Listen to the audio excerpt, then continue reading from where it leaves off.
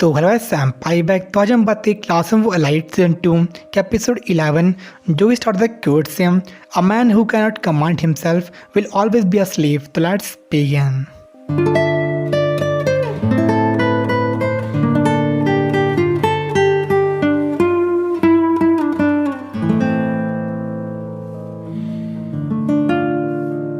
तो last episode में यान कोजी अपनी क्लास को क्लास सी के एडवांस करने के लिए जो उसका मोटिवेशन था उसे खो लेता है। ऐसे पता चलती सच्चाई चावा शीरा की।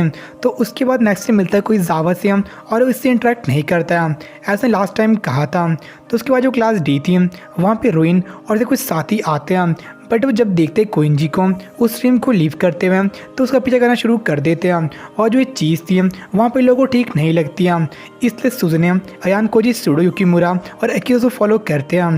और अयान कोजी कहता है हिराता को क्लास में रहने के लिए और जो बाकी स्टूडेंट्स थे उन्हें कंट्रोल करने के लिए।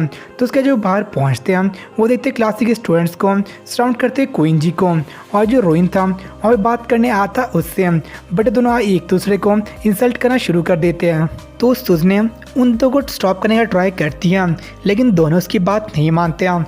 और तभी वहाँ पे आती हैं क्लासिक लीडर अर्जुसक ने आगे अपने साथियों के साथ, और सब देख के रोइनो से कहता है वो वहाँ से जाने के लिए। ऐसे बाद में वो देख लेगा, लेकिन वो उनकी डिस्कशन को ज्वाइन करना चाहती थी तो रोइन एग्री कर लेता और वहाँ पे चुपचाप रहेगी बिना किसी इंटरवेंशन के।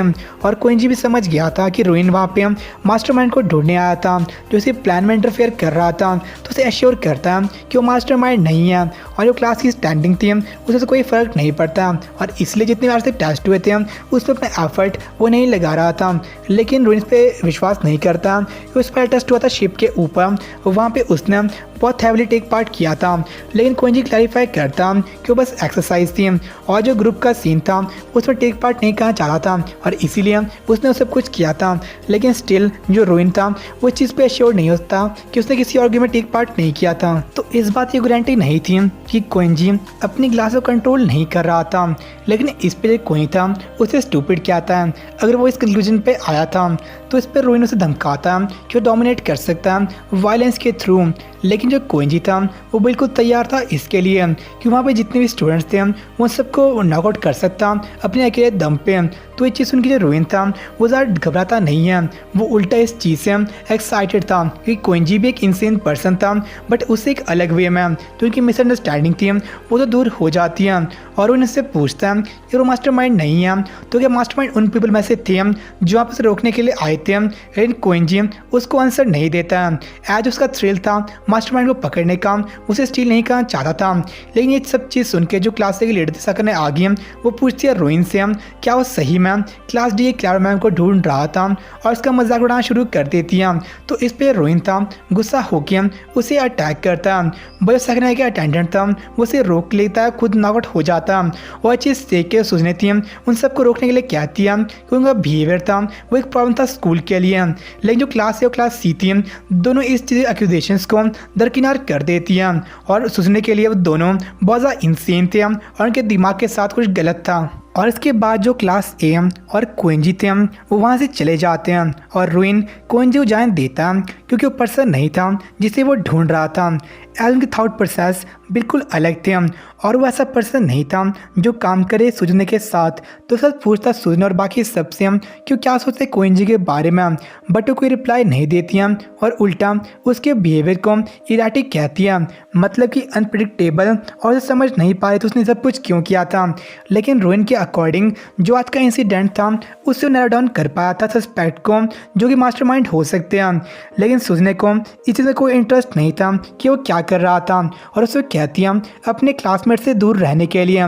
लेकिन उस पर एग्री नहीं करता कि उसने कोई रूल्स को नहीं तोड़ा था और सुन वो इस गेम को एंड कर लेगा। तो उसके बाद अयान को ये सोच रहा था कि जो इतने जो सेकंड ने होगी थे वो उसके ऊपर इंटरेस्ट लेना शुरू कर रहे थे, बट वो इस चीज़ को वर्स आउट कर सकता है। एज अभी से वर्क करना शुरू कर देगा तो वो सुन फेड आउट हो सकता है। लेकिन बस एक प्रॉब्लम रह चुकी थी जो था रोइन। रोइन अपने क्लासमेट को बताता कि चाहे आज मास्टरमाइंड ने कुछ ना किया हो बट सुन वो उसे क्रश कर लेगा।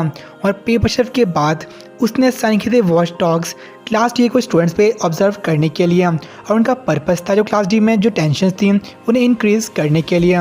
और वो श्योर था जो मास्टर माइंड था वो चीज़ को फील कर रहा था, और जो सिचुएशन का थ्रिल था उसे रोइन बहुत ज़्यादा इंजॉय कर रहा था। और इसका भेजता वो ईमेल मास्टरमाइंड और बेट को एक लोकेशन पे आने के लिए, और में से कोई भी वहाँ पे आता है तो उन्हें आज क्रश कर लेगा। तो उसके बाद तो कुछ ओपन में नहीं कर सकते कैमरास की वजह से, तो ढूंढते कोल्ड लोकेशन जहाँ पर उन्हें कोई देख नहीं सकता था, और उसके अकॉर्डिंग जो स्कूल था उन्हें पनिश नहीं करेगा। और जो पूरी चीज़ थी उस ज़्यादा प्रैंक को पुल आउट कर लिया।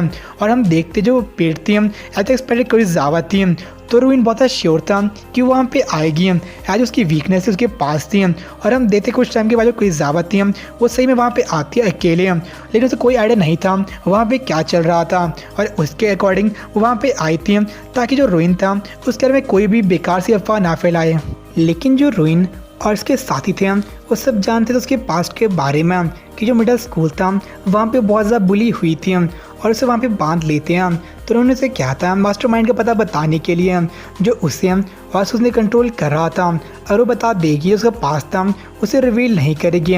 लेकिन कर्जावा ने कहती है कि वो किसी मास्टरमाइंड और बुलिंग के बारे में नहीं जानती हैं। लेकिन जो मनाबे थी उसने बताया था रोइन को कि जब बुली करते कोई जावा को तो उसे मास्टरमाइंड ने ब्लैकमेल किया था उसे बचाने के लिए। तो कोई जावा थी उसे पता होना चाहिए मास्टरमाइंड के बारे में, लेकिन स्टिल जो कोई जावा थी उन्हें कुछ नहीं बताती हैं। तो उसे धमकाना शुरू करता जो नहीं बताई उसे पास था वो सबको रिवील कर देगा, और उसे जितने भी रिलेशनशिप थे स्कूल में वो सब डिस्ट्रॉय हो जाएंगे। तो कई जावा कहती है कि इतनी बेवकूफ़ नहीं थी क्योंकि जो रोइन था वो अपने आप मास्टरमाइंड को नहीं ढूंढ पा रहा था, और वही इसका एक चांस था उसे ढूंढने का, तो इतने ईजिली उसे थ्रो नहीं करेगा। और उसे कहती है वहाँ से जाने के लिए, बट जो रोइन था वो चाहता मास्टरमाइंड का इन्फो निकालना उसे किसी भी तरह। तो अपने साथियों को कहता है उस पर बॉर्डर पोर्ट करने के लिए, एज वहाँ पे कोल्ड इन्वायरमेंट था तो इससे बहुत सफ़र करना शुरू कर लेती है।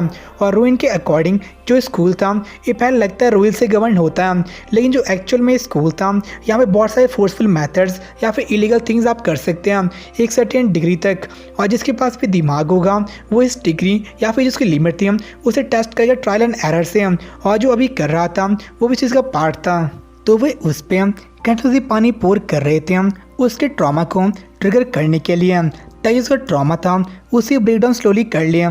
और वहाँ पे जो एन कोजी है उससे अपने ग्रुप वाले पूछते हैं कराओके में जाने के लिए, और वो एग्री कर लेता है। और वहाँ पे जो कई जावा थी उसे स्टिल वो टॉर्मेंट कर रहे थे, लेकिन फिर भी उन्हें कुछ नहीं बताती है मास्टरमाइंड के बारे में। और यहाँ तक जो रोइन के क्लासमेट थे वो भी इस टॉर्चर से अब ज़्यादा परेशान हो गए थे। और एपिसोड के लास्ट में हम देखते हैं रोइन को ड्रैग करते हुए कई जावा को और कहते हुए कि उसको डिस्ट्रॉय कर लेगा, और जो एपिसोड था वहीं पे एंड हो जाता है। तो जो आज का एपिसोड था वो काफ़ी ठीक ठाक ही था, लेकिन उसकी एंडिंग थी वो काफ़ी सही थी। एज हम देखते हैं कोजी को कराओके के लिए जाने के लिए एग्री करते हुए, लेकिन जो कोई जावा थी वो अभी भी टॉर्चर हो रही थी। और लास्ट में रोइन था वो कहता तो डिस्ट्रॉय करने के लिए, तो हम देखते वो कर पाता है या फिर नहीं, या फिर अयान कोजी वहाँ पे आंखों से बचाता है। और इसमें एक और करेक्शन थी कि जो मांगा में पेपर चल के बाद वो प्रमोट होते क्लास सी में, लेकिन जो एनिमे में ऐसा कुछ नहीं हुआ था। और इसका नेक्स्ट एपिसोड लास्ट होने वाला है, तो देखते हैं उसमें क्या होता है। तो आज के लिए तो इतना ही है, तो बाय सेनारा। फील करो खुद को उड़ने लगा मैं आसमान में।